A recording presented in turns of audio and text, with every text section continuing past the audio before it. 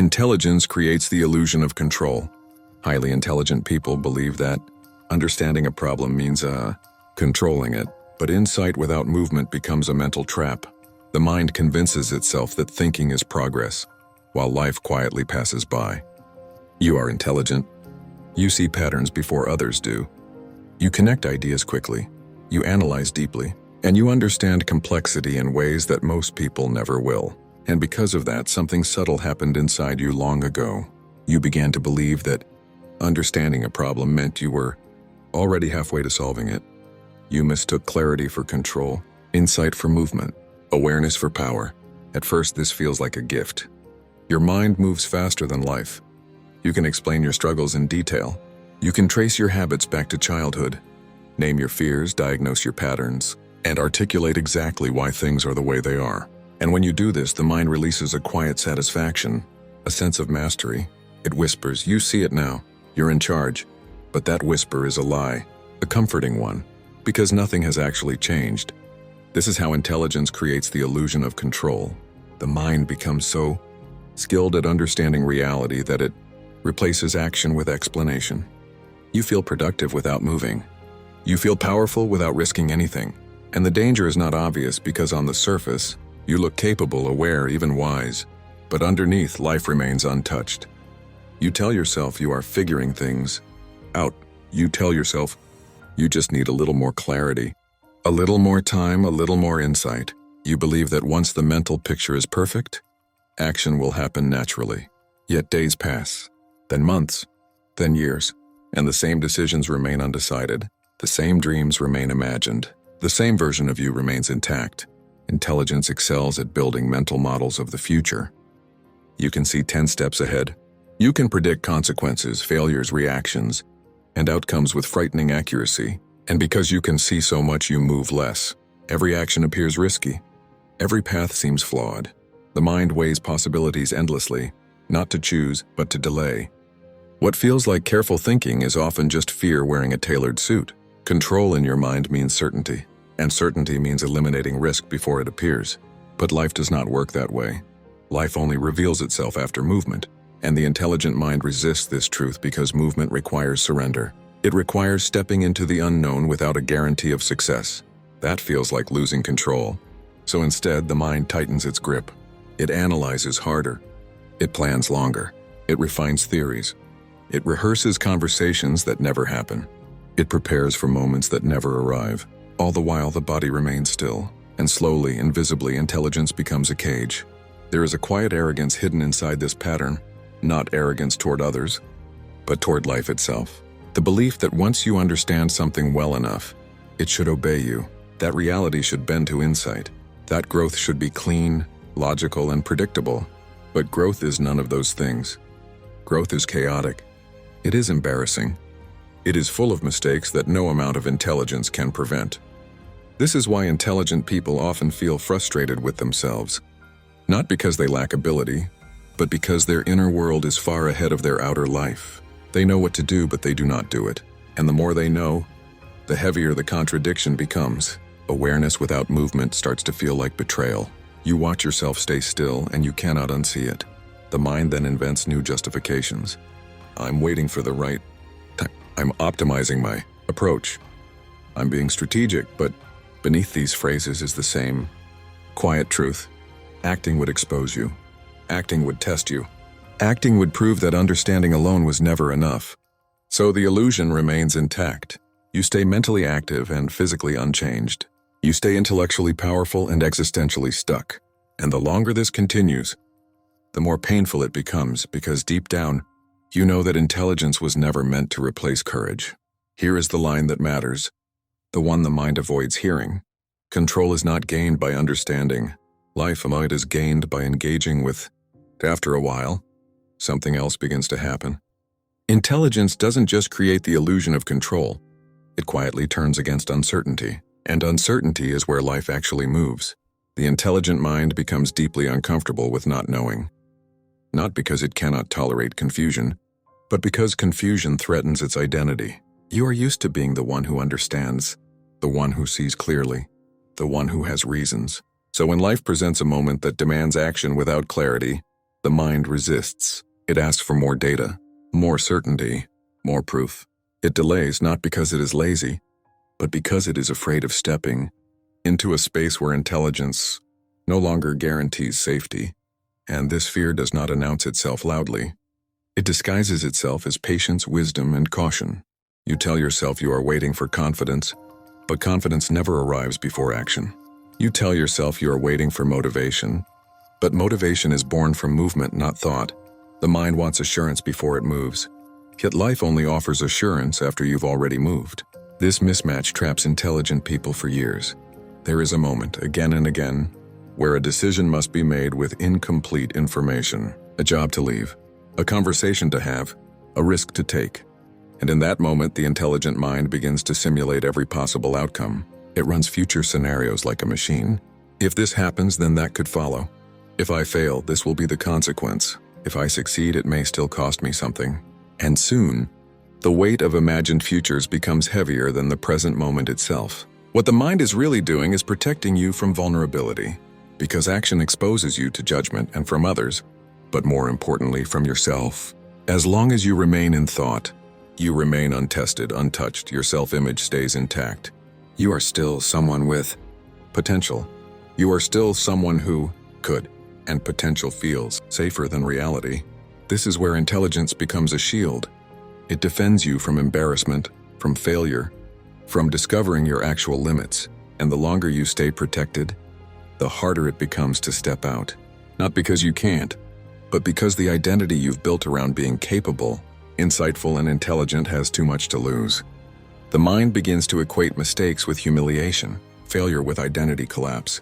One wrong move feels like it could erase the story you tell yourself about who you are. So you wait. You refine. You prepare. You promise yourself that when conditions are right, you will finally act. But conditions never become perfect. Life is not designed that way. And the intelligent mind, ironically, knows this, yet still behaves as if perfection is possible. This contradiction creates internal tension. You feel restless but frozen, aware but inactive, capable but stalled. Over time, avoidance hardens into habit. The moments where action was possible become memories. Regret doesn't arrive suddenly. It accumulates quietly. And the mind, rather than admitting fear, reframes the story. It wasn't the right opportunity. I chose stability. I'm being realistic. These stories soothe the ego, but they do not move the soul. What's painful is that intelligence was meant to help you navigate uncertainty, not eliminate it. Its true function is not to protect you from the unknown, but to help you adapt once you are already inside it. But when intelligence is used only to predict and prevent, it loses its power to transform. The truth is simple, but uncomfortable. Growth requires you to move while still unsure, to act while still afraid, to choose while still incomplete. And the intelligent mind resists this not because it cannot understand it, but because understanding it does not make it easier to do. There is a quiet pattern that keeps repeating in the lives of intelligent people, and it often goes unnoticed because it looks like maturity, patience, even wisdom. It is the habit of waiting for clarity before taking action. You tell yourself you just need to understand a little more, think a little deeper, align a little better. And on the surface, this sounds reasonable, but over time, this waiting becomes a sophisticated form of avoidance. Clarity is treated like a prerequisite, when in reality it is usually the result of movement. Most people do not become clear and then act. They act, make mistakes, adjust, and clarity slowly emerges. But the intelligent mind reverses this process. It wants certainty first. It wants guarantees. It wants to see the entire map before taking the first step. The problem is that life does not reveal itself that way. It responds to engagement, not contemplation. When you stay still, the world stays vague. When you move, even imperfectly, reality begins to speak back to you. But movement requires tolerance for ambiguity, and that is where many intelligent people struggle. You are used to understanding things quickly. You are used to competence. You are used to being mentally ahead of others. So when you face a situation where you cannot immediately see the outcome, where you might stumble, where you might look inexperienced, your system resists, not because you are lazy, but because uncertainty threatens your sense of control. This creates a subtle illusion. You believe you are being cautious, but you are actually being controlled by the need to feel safe. You believe you are being thoughtful, but you are actually postponing discomfort. And over time, this delay becomes your normal state. Another layer deepens the trap. Intelligent people often confuse insight with progress. You read, reflect, analyze, journal, and have powerful realizations. And those realizations feel productive. They give you a sense of movement without requiring actual change. The mind rewards itself for understanding the problem, even if nothing in your life shifts. This is especially dangerous because insight without action slowly loses its power. At first it excites you, then it comforts you. Eventually it numbs you. You start collecting awareness the way others collect distractions, and the gap between who you understand yourself to be and how you actually live grows wider. This gap creates quiet frustration. You feel restless but contained, dissatisfied but functional. You know there is more in you, but you cannot quite access it. And instead of interpreting this as a signal to act, the intelligent mind often interprets it as a signal to think more. There is also the issue of internal standards. Intelligent people tend to hold themselves to invisible ideals. You don't just want to move forward. You want to move forward correctly, strategically, meaningfully. You want your actions to reflect your intelligence. So you wait until you feel aligned, confident, and internally resolved. But growth rarely feels aligned in the beginning. It feels awkward. It feels messy. It feels beneath your expectations of yourself. And because of that, many intelligent people unconsciously reject the very steps that would free them. What you may not realize is that the longer you delay action, the more your nervous system associates movement with danger. Inaction becomes familiar. Stillness becomes safe. And even when an opportunity appears, your body hesitates before your mind does. You feel tired, unmotivated, or strangely resistant without knowing why. This is not a lack of willpower. It is conditioning. You have trained yourself to survive inside thought instead of experience. And the longer this continues, the harder it becomes to trust your instincts, because they have not been exercised. There is a moment, often small and unremarkable, when this pattern can break. It is the moment you accept that clarity is not a feeling you wait for, but a relationship you build. You stop asking, "Am I ready?" and start asking, "What is the smallest honest action I can take right now?" This shift is uncomfortable because it lowers your self-image temporarily. You are no longer the one who understands everything. You become the one who is learning in real time. But this humility is not a loss, and it is a doorway. When you act without full certainty, something important happens.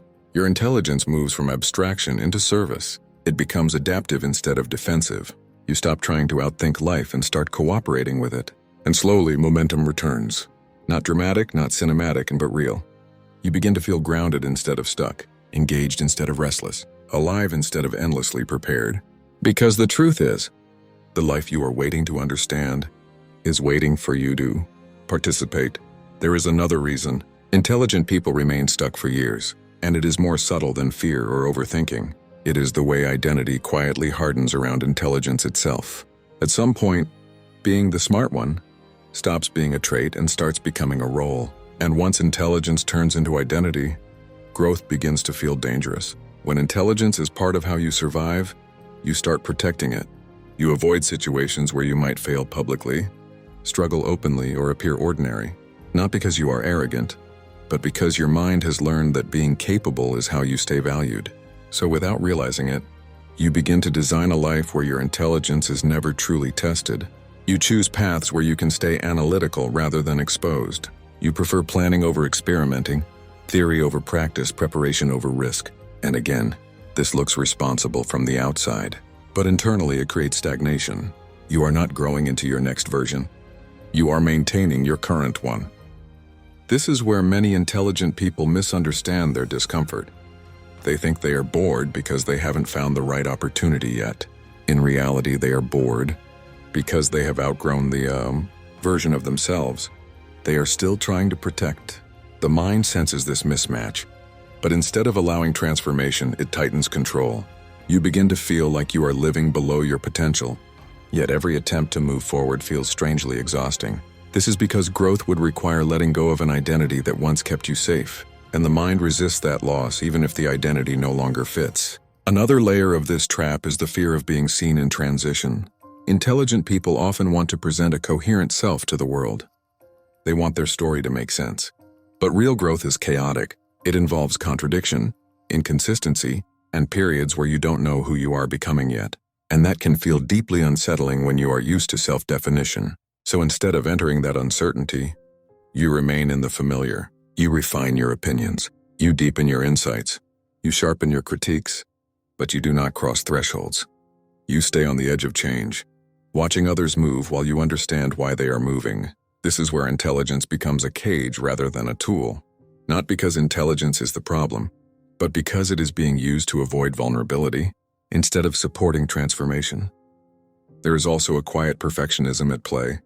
Many intelligent people don't fear failure itself. They fear incomplete expression.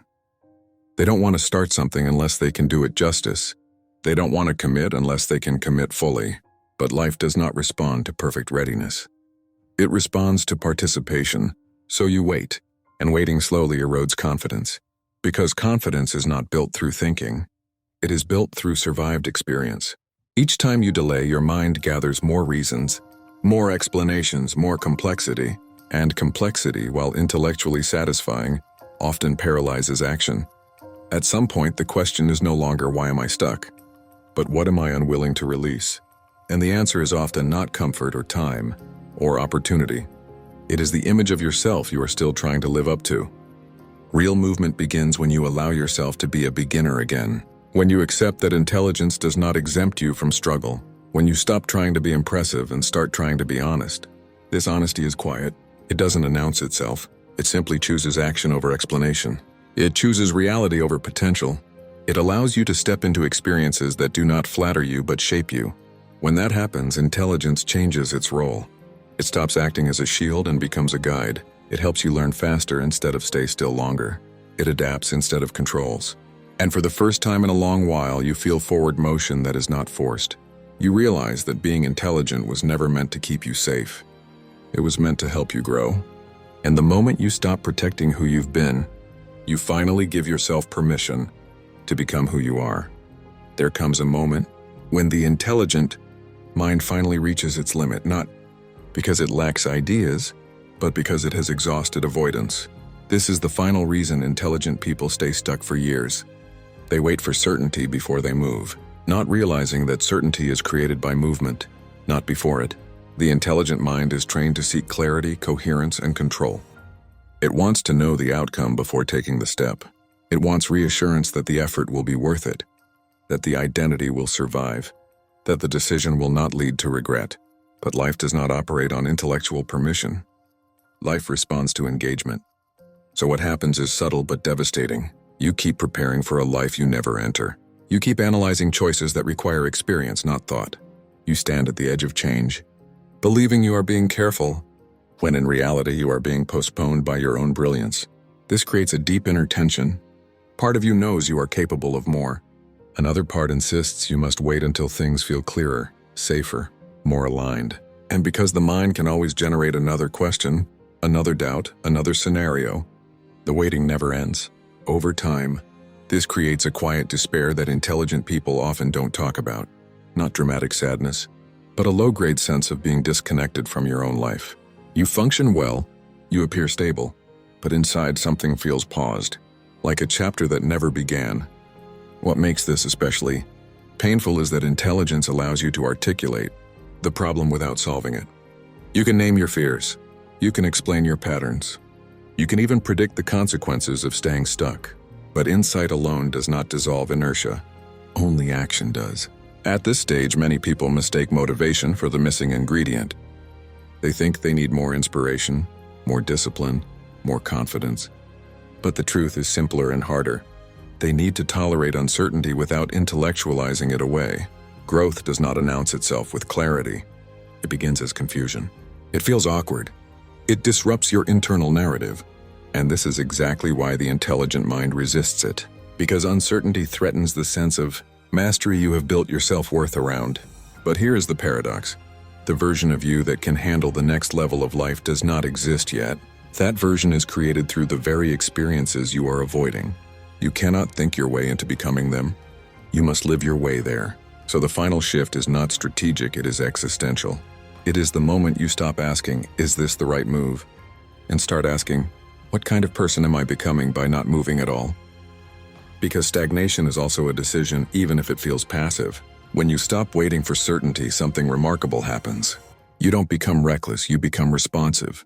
You start learning from reality instead of rehearsing it. You adjust instead of delay. You fail, yes, but you fail forward, not in place. And with each step, the fog begins to lift. Not all at once, but enough to keep going. Confidence slowly replaces hesitation, not because you eliminated risk, but because you survived it. Meaning emerges not from perfect plans, but from lived alignment. This is when intelligence finally serves its true purpose. It helps you reflect, integrate, and evolve after you act. It becomes a compass, not a cage.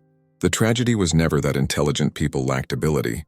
It was that they mistook understanding for living. And the awakening comes when you realize that the life you want will not make sense first. It will make sense afterward. So stop waiting for the moment when you feel ready, because readiness is born from movement, not thought, and the life you keep thinking about is waiting on the other side of your first imperfect step.